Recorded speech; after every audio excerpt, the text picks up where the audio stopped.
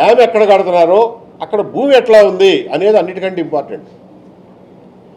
అదే రాళ్ల మీదుగా కనుక ఈ నది ప్రవహిస్తా అంటే రాళ్లలో డ్యామ్ కడతాం ఈజీ, నిలబడద్దు.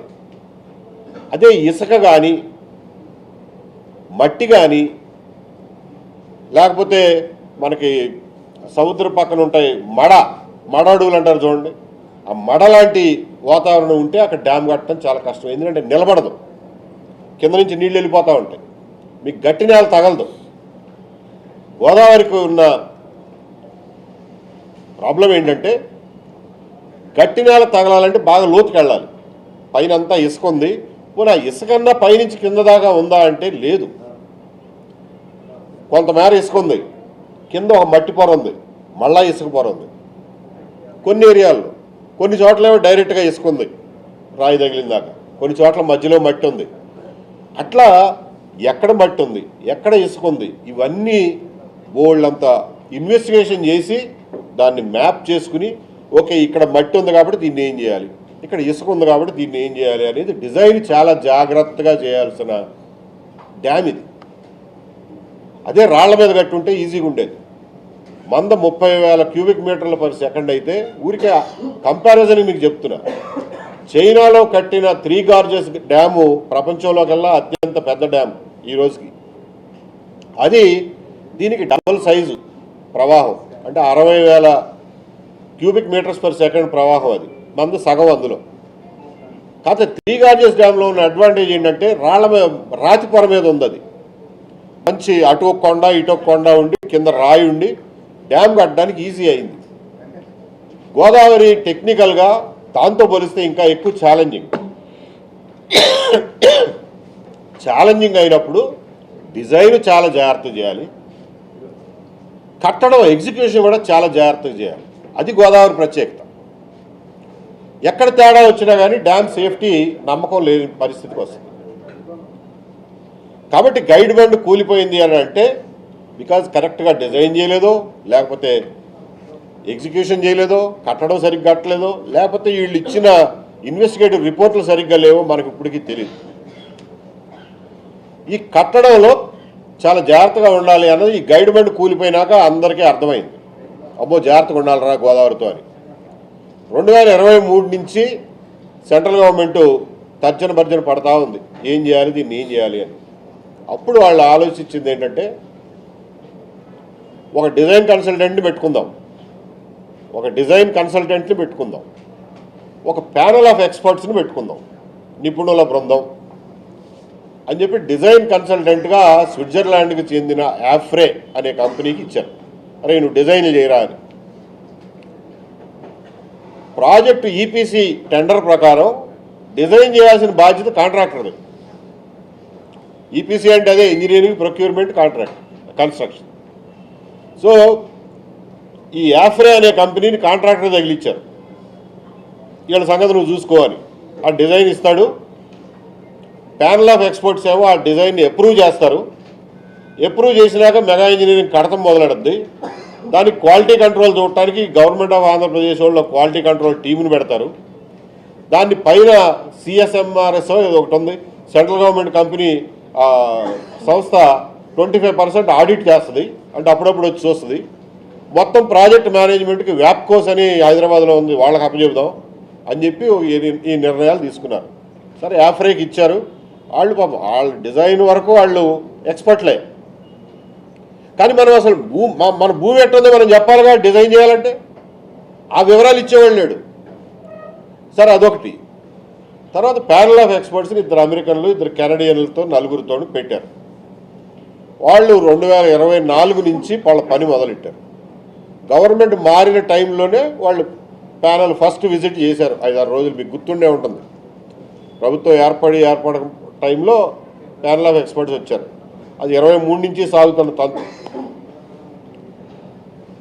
వచ్చిన తర్వాత వాళ్ళు ఈ డయాఫ్రమ్ వాల్ని రిపేర్ చేయాలా, అది కొత్తది కట్టాలా అనే తర్జన భర్జన పడి చివరి కొత్తది కడదామని పడదండి అన్నారు. 900 కోట్లు కొత్త డయాఫ్రమ్ వాల్ కడతానికి. 900 కోట్లు అయితే అందులో ఏ రకమైన కాంక్రీట్ వేయాలి అనే దాని మీద స్టడీస్ నడిచినాయి. ఐఐటి తిరుపతి వాళ్ళు స్టడీ చేసి సిడబ్ల్యూసి వాళ్ళు స్టడీ చేసి వీళ్ళందరూ చేసి టీ16 అనే మిక్స్ని ఫైనలైజ్ చేశారు. ఇదైతే బాగుంటుంది అని చెప్పి ఏంటంటే దాని స్ట్రెంగ్త్ అన్కన్ఫైన్డ్ కంప్రెషన్ స్ట్రెంగ్త్ అని కన్ఫైన్డ్ కంప్రెషన్ స్ట్రెంగ్త్ అని రకరకాల టెస్టులు చేసి టీ16 కాంక్రీట్ పోద్దాము అని చెప్పి నిర్ణయం తీసుకున్నారు. సరే పోయాలంటే తవ్వి పోసే కంపెనీ బావరే, మళ్ళా బావర్ కంపెనీయే. కాకపోతే అంతకుముందు కాంక్రీట్ కూడా బావరాళ్లే తయారు చేసుకునేవాళ్ళు. ఇది మొట్టమొదట డయాఫ్రమ్ వాల్ కట్టినప్పుడు ఆ కాంక్రీట్ కూడా బావర్ కంపెనీ వాళ్ళే జాగ్రత్తగా మిక్స్ చేసుకుని ఆ రేషియోలు అవి కరెక్ట్గా ఉండేటట్టుగా చేసుకునేవాళ్ళు. అప్పుడు యాక్చువల్గా టీ5 వాడారు కాంక్రీట్ మిక్స్కి, ఇప్పుడేమో టీ16 వాడదామన్నారు. సరే మంచిది.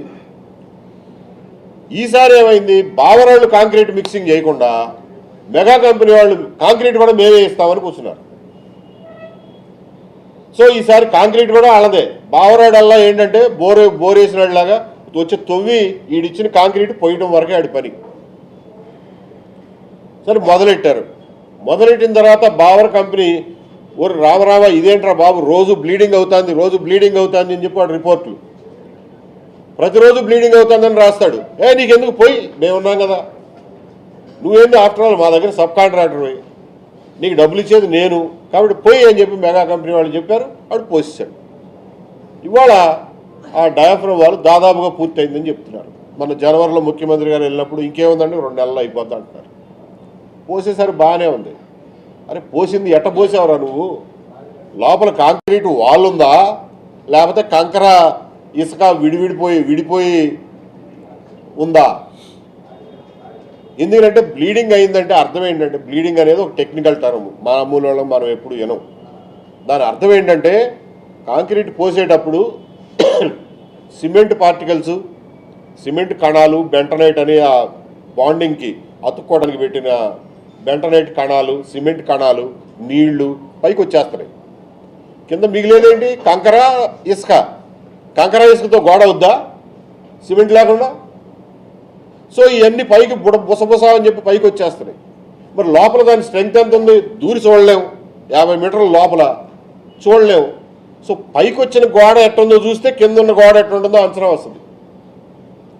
సో పైకి వచ్చిన గోడను చూస్తే కూడా మీరు చూశారు కదా, తాపీ మేస్త్రులతోటి దాని మీద అతుకులు బొంతలాగా సిమెంట్ పూశారు. ఎందుకంటే బయటపడిపోయిన కంకర కనపడకుండా ఉంటాయి. అదొక సమస్య.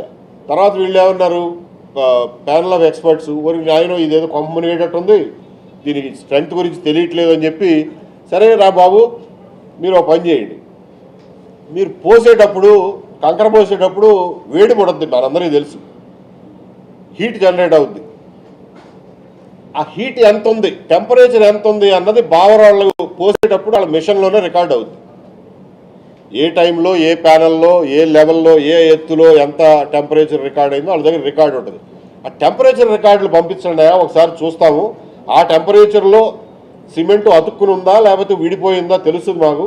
ఆ టెంపరేచర్ రికార్డులు పంపించండి అన్నారు. ఇప్పుడు దాకా టెంపరేచర్ రికార్డులు పంపలా. ఏమి ఇబ్బంది మీకు టెంపరేచర్ రికార్డు? మీ దగ్గర ఉన్న రికార్డు ప్యానల్ ఆఫ్ ఎక్స్పర్ట్కి ఇవ్వకుండా వాడు గోడ సరైందో లేదో అని ఎట్లా చెప్తాడు? ఎట్లా సర్టిఫై చేస్తాడు? గోడ సరిగ్గా ఉందో లేదో సర్టిఫై చేయకుండా దాని మీద మట్టి కట్ట ఎట్ట కడతావు? మట్టి కట్ట కట్టిన తర్వాత మళ్ళీ దాన్ని ఓపెన్ చేయలేంగా. ఇది మేమనేది. ఆ టెంపరేచర్ రికార్డు ఇవ్వరు. తర్వాత అరే బాబు భూమి మీద ఇంత ఎత్తు వరకు కట్టాలి, పైన ఈ చెత్త చెదారం పేరుకుపోద్ది కాబట్టి అది కట్ చేసేసి ఇంత ఎత్తు వరకు ఉంచాలి అని చెప్పారు. వీళ్ళు అంత ఎత్తు కట్టకుండా 1/2 మీటరు తక్కువ ఎత్తుకు కట్టారు.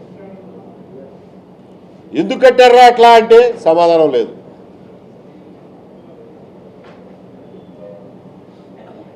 సరే ఏదో కట్టారు. అసలు ఇప్పుడు ఇది 1.5 kilometre wall, diaphragm wall 1.5 kilometre పరుచుకుని ఉంటుంది భూమి కింద. అది ఒక 500-600 ప్యానల్స్ ఉంటాయి. ఒక ప్యానల్, దీని పక్కన ఇంకో ప్యానల్, ఇట్లా ప్యానల్స్ ఉంటాయి. ఏ ప్యానల్కి ఆ ప్యానల్ ఎంత హైట్ ఉందో ఒకసారి లెక్కేసి చెప్పండి రా అన్నారు. ఆ లెక్క కూడా చెప్పట్లా. అరే నువ్వు 19 వరకు కట్టావా, ఈ ప్యానెల్ 19 ఉందండి, ఇది 18.5 ఉందండి, ఇది 18 ఉందండి, ఇది 20 ఉందండి అని చెప్పి వాళ్ళకి లెక్క చెప్పాలిగా. ఎందుకు ఈ లెక్క మీరు అడగొచ్చు. 50 మీటర్ల గోడ మీద ఏమో 1/2 మీటర్ తక్కువ ఉంటే ఏం పోయింది ఆయనకు, ఊరికి మాట్లాడుతున్నావు అని అనొచ్చు. కానీ అది ఇంపార్టెంట్. ఎందుకంటే భూమి పైన ఉండే ఏదైతే ఉందో ఆ 3 మీటర్ల మినిమం హైట్ ఉండాలి. ఎందుకు ఉండాలి? దాని మీద మనం మట్టితో దాన్ని కప్పుతాం. ఎర్త్ కోర్ అంటే అది. సో అది కూడా ఒక పర్టికులర్ ప్లాస్టిసిటీ 15 ప్లాస్టిసిటీ ఉండే మట్టితో కప్పాలి. ఏ మట్టి పడితే ఆ మట్టి వేయడానికి వీల్లేదు. ఎందుకంటే అది ఈ గోడని అంటి